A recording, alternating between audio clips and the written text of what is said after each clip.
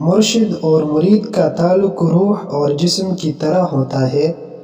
اگر مرید بیعت ہو کر مرشد سے رابطہ ختم کر دے تو روح بیمار ہو جاتی ہے۔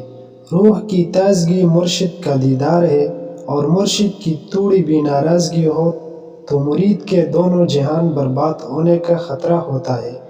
اس لیے ہمیشہ اپنے مرشد کو راضی رکھے۔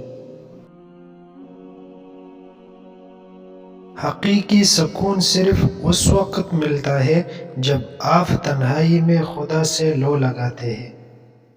خاموشی سمندر ہے اور گفتگو نہر کی طرح ہے۔ تجھے سمندر تلاش کر رہا ہے تو نہر کی تلاش نہ کر۔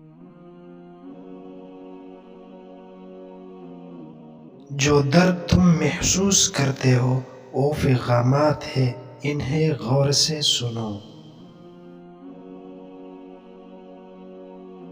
کسی نے مولانا جلال الدین رومی سے پوچھا دنیا کیا چیز ہے؟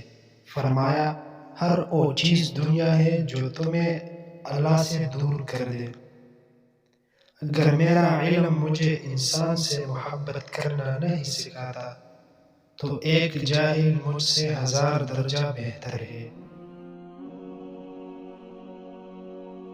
کسی نے مولانا رومی سے پوچھا کہ میرا دل تو بہت چھوٹا ہے اور دنیا کا عام بہت بڑا ہے، اسے میں اپنے دل میں کیسے سما سکتا ہوں؟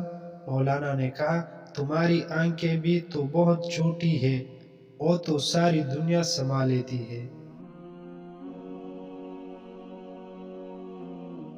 دانائی کا تعلق بالوں کی سفیدی سے نہیں، عقل اور تجربے سے ہے۔